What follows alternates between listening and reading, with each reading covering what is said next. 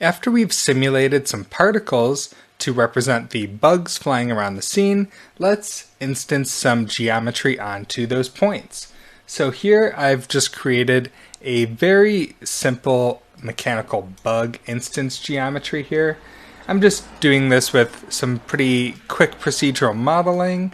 I've created a tube shape here and just transforming that down on the y-axis to create this sort of squished tube there.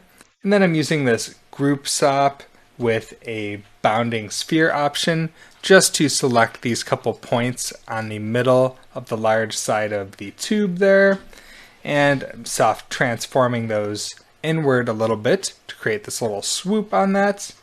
And I'm also transforming this around a little bit so that we have this pointed the other way. And then I'm just merging those with a bunch of torus objects. So you can feel free to just grab this little model that I've made as well, or you can get creative with it if you'd like and make your own little designs for this, or download a model from the internet if you want to. So now that we have this interesting instance geometry, let's go ahead and cache that out to disk, and on load from file, we can load this as a packed disk primitive.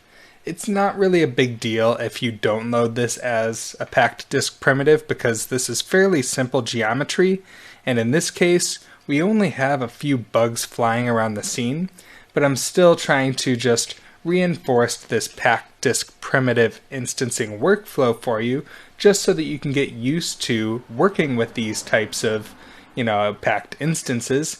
And as it's a very helpful thing, especially once you start getting into heavier scenes or instancing heavier bits of geometry.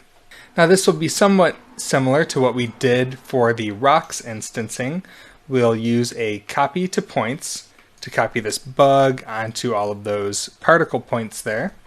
So the cached particles can go into the right input, the geometry into the left. And if we go back to the render cam, you can see that these bugs are perhaps a little bit too small. I don't want them to be terribly large anyway, but perhaps they could be a bit bigger than this. So I'm just going to drop in a transform after that packed disk primitive cache. So drop this transform in there, and let's scale this up by 2. And sometimes I like to give these things a different color just to differentiate them from some of the other default colored things in the scene, like the ground. So I'll just make those a little bit darker, similar to the other creatures in the scene. And then if we zoom in on these guys, we can see what this initial instancing looks like.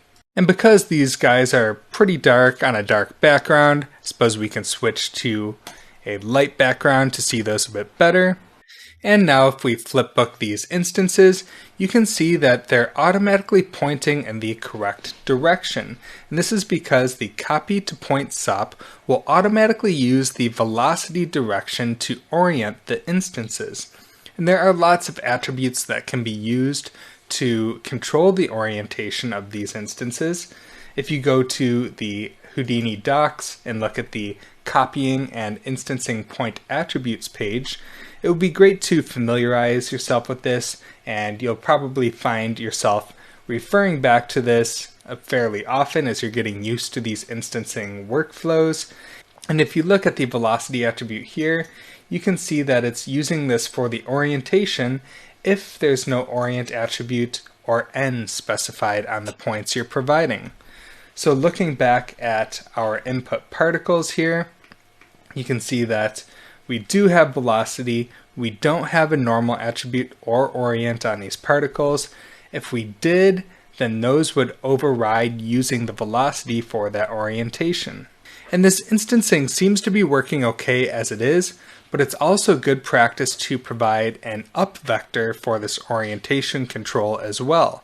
So the velocity direction will control which direction the instance is facing, but it can still rotate around that axis. So let's drop in a wrangle to create an up vector and see if that affects the orientation of these instances. So I'll call that wrangle up vector.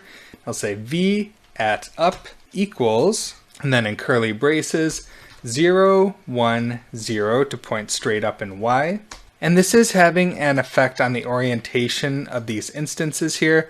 This may stabilize their orientation a bit because in some cases you can run into issues with instances flipping. And you can also use this up vector for interesting effects. Whereas if you perhaps animate the up vector, you can have some interesting rotation of these instances, and you can of course control that per particle. And I actually think it would be pretty cool to have all of these mechanical bug guys spinning as they fly around in space. But one way that's easier to control this spinning of all of these instances, instead of constantly rotating this up vector around, is to simply rotate all of these instances before they're instanced onto the points. So I'm just going to leave this up vector pointing straight up in Y, and then on this transform, before we copy all of these geometries onto the points, I'm going to animate them spinning in place at the origin here. And I'm going to rename this transform to size and spin just for clarity. And we can apply that spin to these instances by putting an expression in the rotate Z. So say at frame times 10. And if we play through this, you can see these instances are spinning here. And that should look pretty cool once they're copied back onto the points.